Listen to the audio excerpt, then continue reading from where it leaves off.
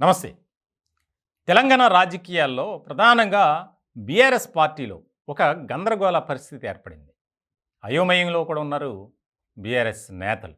దానికి ప్రధానమైనటువంటి కారణం ఏంటంటే, వరుసగా చోటు చేసుకుంటున్నటువంటి పరిణామాలు. ప్రధానంగా ఇటీవల ఆ పార్టీలో ముఖ్యమైనటువంటి నేత, పార్టీ చీఫ్ కుమార్తె కవిత అరెస్ట్ కావడంతో పరిణామాలు వేగంగానే మారుతూ వస్తున్నాయి. ఇలాంటి క్రమంలో తాజాగా కేసీఆర్కి ఒక నాయకురాలు జలక్కిచ్చారు.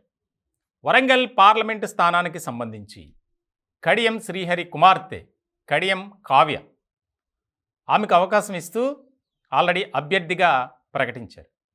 ఇలాంటి సందర్భంలో నేను పోటీ చేయలేను, ఎందుకనంటే పార్టీలో జరుగుతున్నటువంటి పరిస్థితులు, మారుతున్నటువంటి సమీకరణాలు ఇవన్నీ నన్ను ఇబ్బందికి గురి చేశాయి, కాబట్టి నన్ను మన్నించండి కేసీఆర్ గారు అని చెప్పి లేఖ రాశారు. ఇలాంటి సందర్భంలో చాలా ఆసక్తికరమైనటువంటి చర్చ జరిగింది. ఎప్పుడు లేని విధంగా బీఆర్ఎస్ పార్టీలో ఈ రకమైనటువంటి పరిణామాలు చోటు చేసుకున్నాయి. ఆ నియోజకవర్గంలో నాకు టికెట్ కావాలి అని చెప్పి ఆశావాహుల సంఖ్య పెరుగుతున్నటువంటి క్రమంలో మిగిలిన పార్టీల్లో బీఆర్ఎస్లో మాత్రం అభ్యర్థిని ప్రకటించిన తర్వాత నేను పోటీ చేయను మహాప్రభో అనే పరిస్థితి వచ్చిందంటే గులాబీ పార్టీ ఏ రకమైనటువంటి స్థితిలోకి వెళ్ళింది అనేది మనం ఇక్కడ అర్థం చేసుకోవాలి. ఇలాంటి సందర్భంలో తీవ్రమైనటువంటి కసరత్తు చేస్తున్నారు గులాబీ చీఫ్ కేసీఆర్.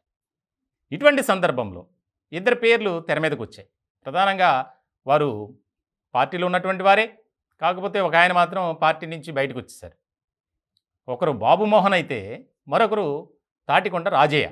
వారిద్దరినీ గులాబీ పార్టీలో ఉన్నటువంటి ముఖ్యమైనటువంటి నేతలు కాంటాక్ట్లోకి వెళ్ళటం ఇప్పుడు సర్వత్రా ఒక చర్చనీయాంశమైంది. బాబుమోహన్ ఇటీవలే ప్రజాశాంతి పార్టీలోకి చేరారు. 17 నియోజకవర్గాల్లో మా పార్టీ పోటీ చేయబోతుంది, నేను వరంగల్ నుంచి పోటీ చేస్తా అని కూడా బాబుమోహన్ ప్రకటించారు. ఇలాంటి తరుణంలో బాబుమోహన్కి స్వయంగానే కేసీఆర్ ఫోన్ చేసినట్లు, ఆలోచించి చెబుతాను అన్నట్టు మీడియాలో వార్తలు వచ్చాయి. ఇలాంటి తరుణంలో చాలా కీలకమైనటువంటి పరిణామంగా మారింది. రాజయ్య కూడా ఆసక్తి చూపించట్లేదు, ఎందుకనంటే ఆయనకు పార్టీలో ఏ రకమైనటువంటి గౌరవం ఇచ్చారు అనేది అక్కడున్నటువంటి నాయకులంతా వ్యతిరేకిస్తున్నారు, మీరు పోటీ చేయొద్దు అనే డిమాండ్ కూడా ఎక్కువ వస్తుందట.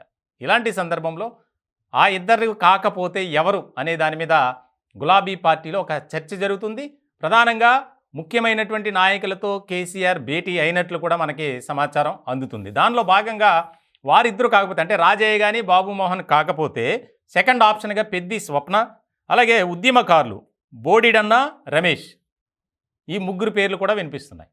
వరంగల్ ఎస్సీ రిజర్వ్డ్ కాన్స్టిట్యున్సీ అది. ఇలాంటి సందర్భంలో చాలా ముఖ్యమైనటువంటి పరిణామంగా మారుతుంది. ఎందుకనంటే కేసీఆర్ కూడా జిల్లాల పర్యటనకు సంబంధించి ఒక శ్రీకారం చుట్టబోతున్నారు.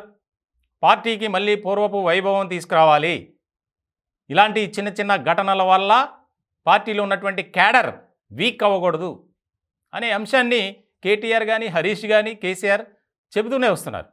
ఇలాంటి సందర్భంలో వరంగల్ పార్లమెంటు స్థానంలో జరిగినటువంటి ఈ యొక్క సమీకరణాలు ఏవైతే ఉన్నాయో పరిణామాలు, ఇలాంటి సందర్భంలో కేసీఆర్కు కడియం కావ్య లేఖ రాస్తూ నేను పార్టీకి రాజీనామా చేస్తున్నానని, అలాగే మరొక విషయం, వరంగల్ పార్లమెంటు స్థానం నుంచి నేను పోటీ చేయబోను అని తేల్చి చెప్పేశారు.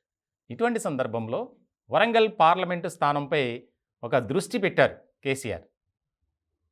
17 పార్లమెంటు స్థానాల్లో మేము కనీసం 10 గెలుస్తాం, గెలిచి తీరుతాం అని చెప్పి బీఆర్ఎస్ పార్టీ అంటుంది. భారతీయ జనతా పార్టీ అయితే 17 మేమే గెలుస్తున్నాం అంటారు. ఒక పక్కన కాంగ్రెస్ ఏమో టార్గెట్ 15 అంటుంది. ఇటువంటి సందర్భంలో గులాబీ పార్టీలో ఇంకా ఎన్నో ఆసక్తికరమైనటువంటి పరిణామాలు చోటు చేసుకునే అవకాశాలు స్పష్టంగా కనిపిస్తున్నాయి.